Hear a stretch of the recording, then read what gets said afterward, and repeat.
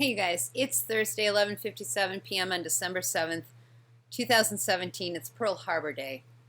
And I was wondering this morning when I made my first video about Trump signing that waiver so that we're not moving the embassy to Jerusalem. I was wondering why would he go on a 3-day campaign worldwide to stoke everybody's interest in us moving to Jerusalem, making our embassy move to Jerusalem. I thought he's punked out the whole world. And then as I looked into things today, I realized, you know what? The Israelis aren't that mad about it. In fact, the Israelis know that, if anything, Trump bailed on them. Trump just, he promised something and then he went and did the exact opposite.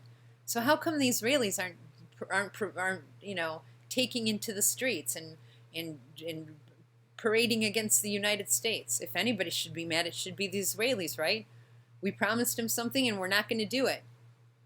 The law is staying on the books, and this is president number 3. Obama forestalled this move to Jerusalem 16 times. Bush did it 4 times. Now Trump is doing it 2 more times. This is the 2nd time. If anybody should be mad, it should be the Israelis, right? But that's not what's happening. The only ones who are really mad about this are the Palestinians, as I'm going to show you. The Muslims, they're the ones who are really mad at us. Why? Because they think that Trump is moving the embassy to Jerusalem. It seems as if nobody's told the Muslims the truth. For some reason, the Muslims are operating with false news. But it should be the Israelis who are taking to the streets. And for some reason, the Israelis don't care at all. And I'm going to show you, you guys, this is a setup. This is a setup for the Muslims so that the Israelis and the Americans have a reason to bomb Syria and Iran. Let's take a peek at what's happened as a fallout from this.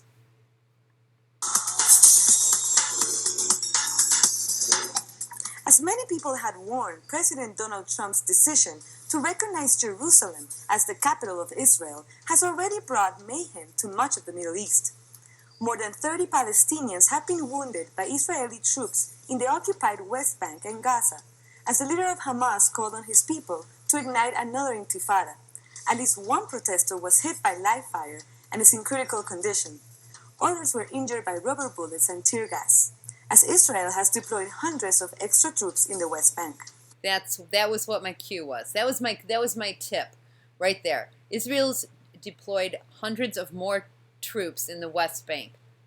Why? Because this was a great way. That's what they want. The entire thing Israel wants is justification for wiping out the Arab state. That's all they want to do, is wipe out the Muslims, period. That's their entire objective. So now what Trump did was stoke the entire world to get all these Muslims really mad at the United States, and then he backed out at the last minute. But of course the Muslims don't know this. They don't know what's actually happened in our laws. In fact, these people are so ill-informed that they think that the President Trump has taken a different position on Jerusalem and Israel than he took in the past. As you're going to see in a second here, you're going to see Palestinian leaders actually refer to a decision that Trump has made and a move that Trump has made, when in fact, Trump didn't do anything new. He's not taken a different position than any other president since 1995. But for some reason, these Palestinian people and the Arabs don't know that. Why? Because the real news is not being reported here.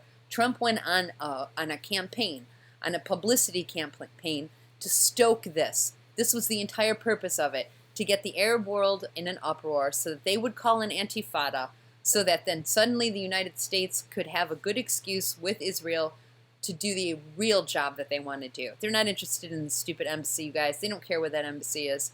They want to take out Iran and they want to take out Syria. And the only way the world is going to support Israel and the United States doing that is if these Arabs start looking like a bunch of nutcases, which is exactly what's happening. Let's keep an eye on this. Watch. Israeli fighter jets are also reported to have carried out airstrikes in the Gaza Strip, allegedly in response to Palestinian rocket fire. I'm just going to tell you guys that according to how the Israelis define rocket fire, if a kid drops a Diet Coke can and it explodes in a schoolyard, they're going to bring out their air fighters, okay? Anything that goes boom in that area, it doesn't matter what it is. You know that these guys don't have rockets. Rocket fire, give me a A break. correspondent in Gaza, Noor Harasin, has more on the 3 days of rage taking place in Palestine. 3 days of rage in Palestine over fake news that Trump started with his own mouth. You don't even pretend for a minute that Trump didn't know he was going to sign that waiver. He knew. This is a setup of the Muslims. Palestinian Authority President Mahmoud Abbas on Wednesday lambasted a U.S. decision which recognized Jerusalem as Israel's capital in a We have always recognized Jerusalem as Israel's capital, unfortunately. That's not a new position. We have recognized this since officially as a matter of public policy in the United States since 1995, as I show in my last video. So these guys are completely ill-informed if they think that there's a new position being taken here. This is where the United States has stood firmly in writing and ink since 1995. So I want to know why these guys are all operating under some impression that we've taken a new stand on Jerusalem, when in fact Trump, if anything, said he doesn't support moving. His pen, what he did with his pen, okay, not what he did with his mouth, but what he did with law, United States law, was said we're not moving our embassy to Jerusalem. televised address, Abbas said that President Donald Trump's decision on Jerusalem has ended the U.S. role as a peace mediator between Palestinians and the Israelis. And that's exactly what the Israelis wanted. They wanted an official statement from the Muslim world that they are no longer going to participate in any peace process. See, as soon as the Palestinians and the Arab world starts coming out and saying we're not participating in the peace process anymore, all bets are off. That's exactly what Israel wants. Israel wants to make the Muslims look bad. Abbas also called the PLO Central Committee for an emergency meeting to create a unified position. This decision has actually ended the stage because Trump publicly declared partnership with Israel in a way which made the two sides equal enemies to the Palestinian people. However, Equal enemies to the Palestinian people now. See, they're all responding to this as if this is some new thing. What they don't seem to understand is that this has been the same since 1995. it has made things clear now.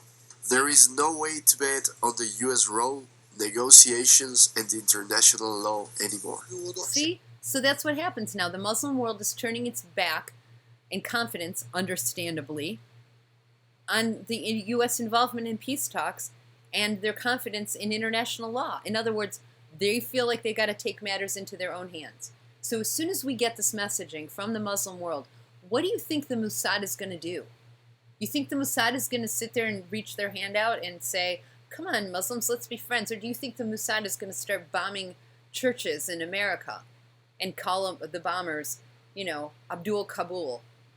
That's what's going to happen here, is that these guys are going to be blamed for a bunch of false flags until the United States is begging their president to please bomb Iran, please take out Syria, please wipe out these evil Muslims. And the way that they're talking, this is exactly what Israel wants them to say. After the announcement, Palestinian factions called for general strike and protests. On Thursday, Christmas lights and those illuminating the Al-Aqsa Mosque in East Jerusalem were switched off. Now I want to ask you, what exactly are they protesting?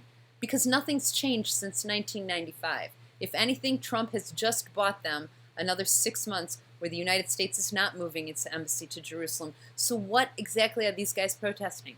They're protesting false news.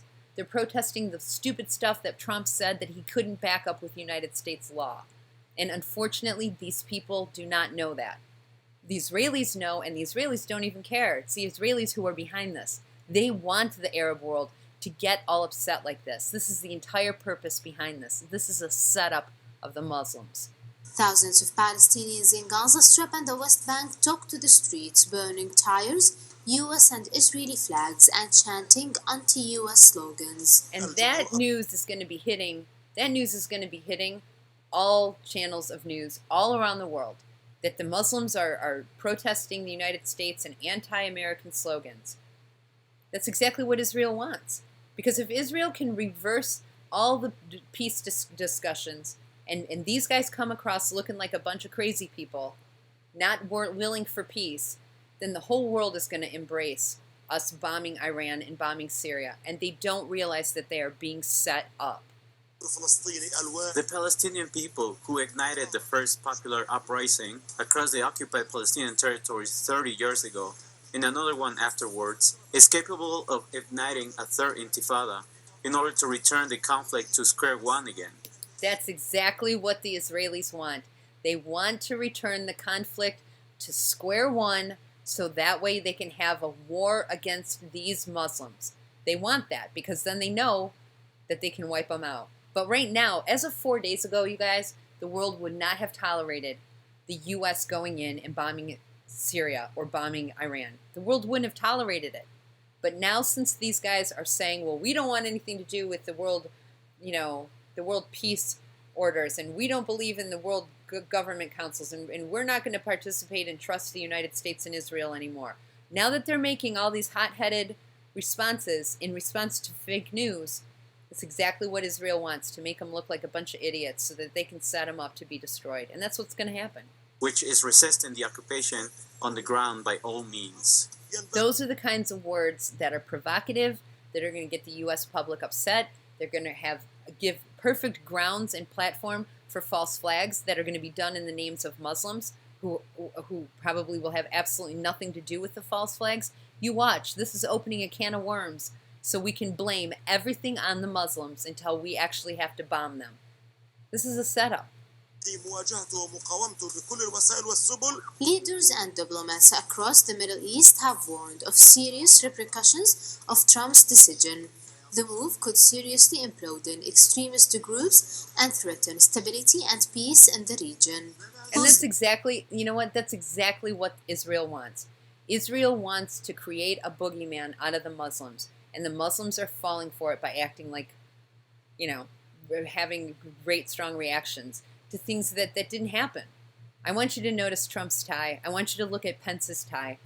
You guys, this is all planned. This entire thing is planned to set up the Muslims. Happy Pearl Harbor Day, you guys. This is really, this is how our government works, and it hasn't changed. Leaders are mired in their own troubles and their populations tired of wars. Nur Harazin, Trisu TV, Palestine.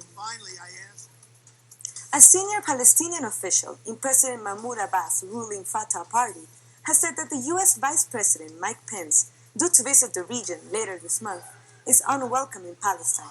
Statements from multiple leaders have condemned the embassy move, and the protests erupted around the world. In Jordan, protesters have been on the streets since Trump's announcement and into the night, as people burn U.S. and Israeli flags.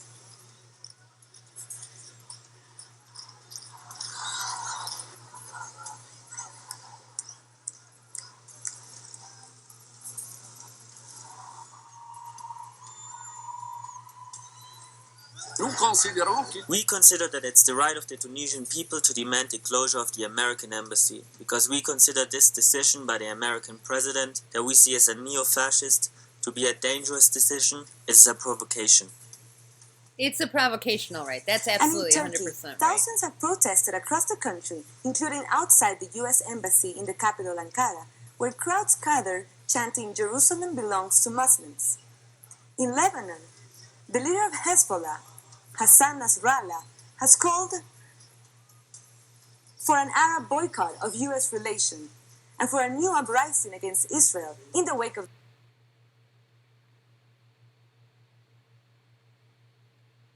wake of this Trump announcement.